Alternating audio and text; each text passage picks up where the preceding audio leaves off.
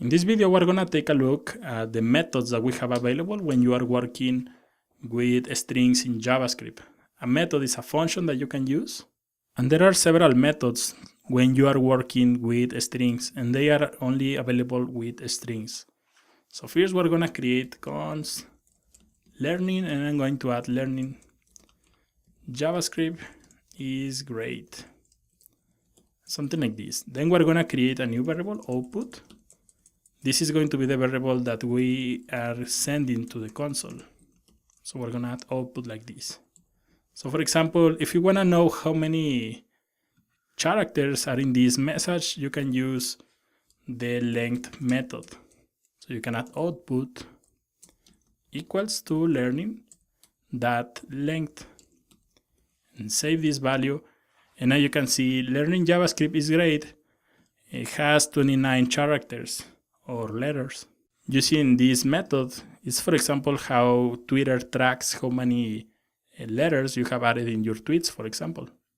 There is also a method to concatenate, so we're gonna add concat, and we're gonna add output. Output equals to learning dot concat, and concat is going to take two parameters. First one is going to be the space, for example, in this case, and we're gonna add end fun. So save this, and you can see we have learning JavaScript is great. Then we have this space that we have here. And right here is the space. This one is the space that we have here. And then we have end fun, which is the last part of the concat method.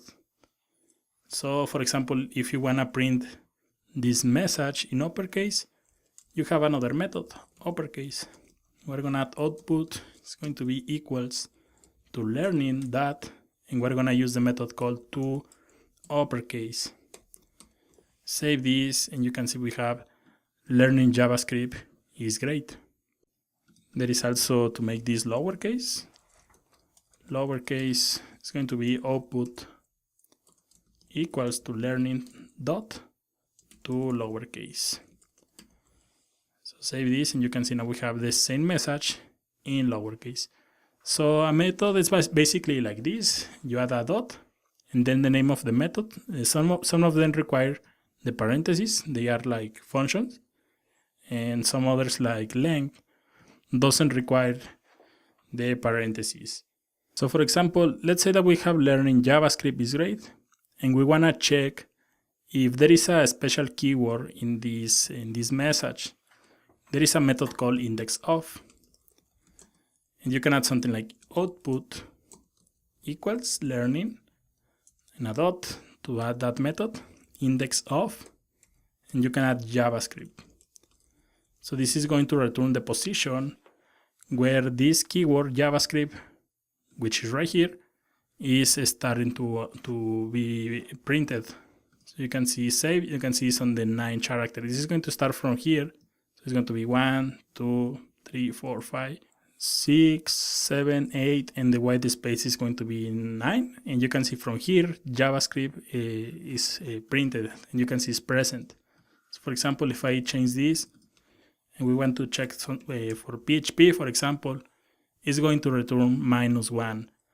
A really nice example of the usage of indexOf is, for example, when you have const email, and we have something like email@email.com, and you are validating a form, and you are checking if there is the @ sign in this email.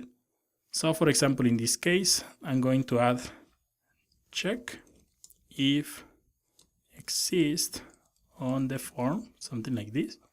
You can add output equals to email that indexOf, and you check if the @ sign exists. And you can see if you have something like this, you can check, for example, if, and of course I'm going a little faster here, but we're gonna check if statements in the future. If you have something like if is greater than 0, you can add something like console.log valid email, else console.log invalid email. So you can save this, and you can see we have valid email. In the case of the person didn't add the @sign, it's going to be like this. You can see we have invalid email because it's returning -1, which at the end is that it couldn't find the @sign in the email variable. So of course this was a more advanced example, but it's one of the usage that you will find on the index of method.